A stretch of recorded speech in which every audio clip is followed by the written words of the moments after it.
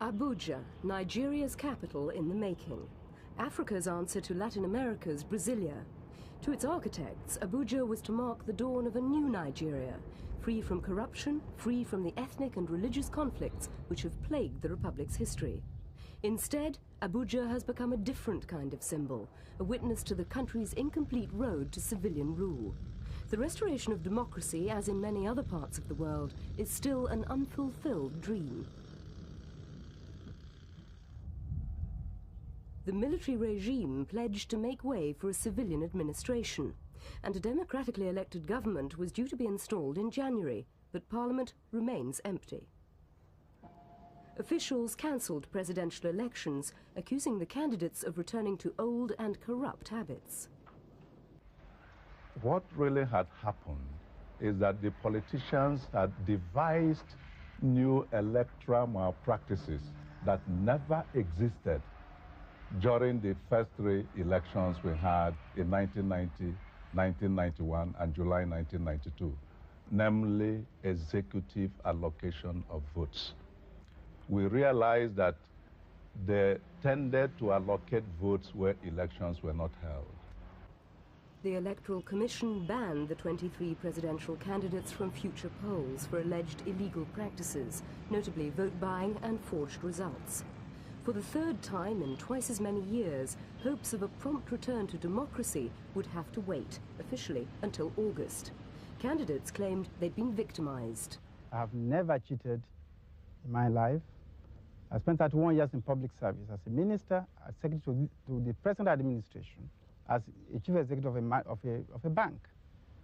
It is the height of insult to be mentioned as one of those who cheated. The reasons for Nigeria's problems are most apparent in the old capital, Lagos, a sprawling urban centre with a reputation for corruption.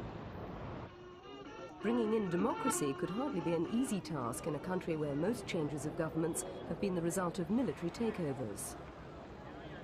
This time, liberal critics of the president, Major General Ibrahim Babangida, are pointing the finger at the army.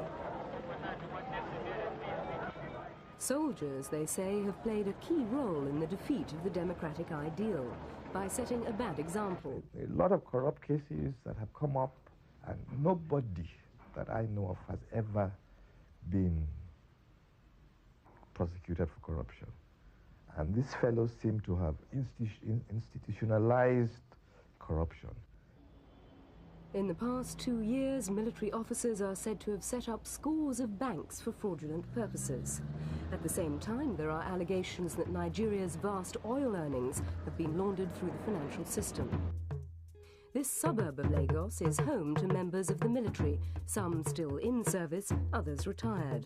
Few Nigerians believe they could afford such opulent surroundings with their legitimate incomes, no matter how high their status.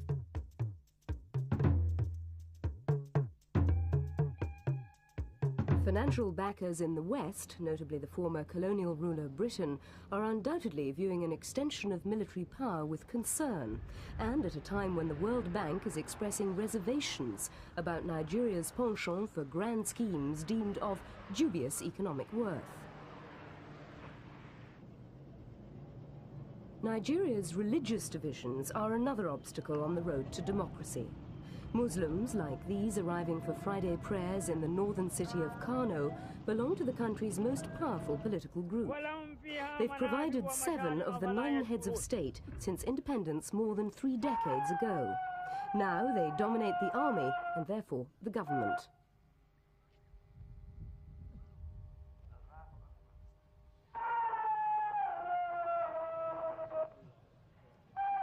People are increasingly seeking solace in their faith, relying on their religion rather than on vague promises of democracy.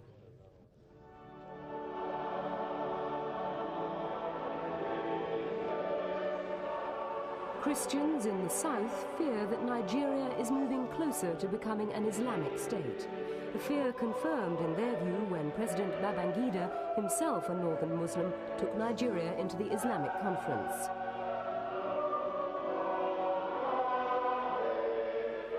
Nigeria in the 80s saw recurrent eruptions of religious violence.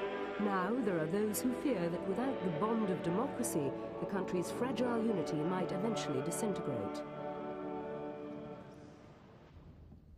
This building houses one of only 2 parties allowed by President Babangida in an attempt to overcome the country's ethnic and religious divisions. They were both created and funded by the government. What is paramount is the unity of this country. We had proliferation of parties in the past, whereby political parties were established virtually on the basis of tribal, ethnic, religious, you name it. So this time around, these are areas that tended to divide the unity of this country. Most Nigerians are indifferent to what has been dubbed a democracy by artificial insemination. They feel isolated and are reluctant to support parties created by the army. Opponents claim the military and President Babangida privately want democracy to fail. Babangida never intended to leave power at the end of the so-called transition program. His intention all along has always been to transform himself from a military head of state to a civilian president. People are likely going to fight back, are likely going to fight to assert the superiority of their collective will over the whims of the military. Such discontent could be further fueled by the country's collapsing economy. Riots over petrol shortages could flare again if the government is forced to raise the price of petrol in Nigeria. Critics say the military seems bent on leaving a disastrous state of affairs, a legacy no civilian democratic government could redress.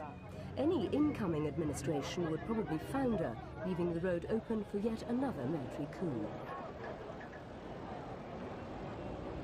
Nigeria's transition from autocracy to democracy is still as incomplete as the capital city. President Babangida's promise of a new political order is intriguingly ambiguous. More than 7 years after he seized power, the return to civilian rule still seems a remote prospect.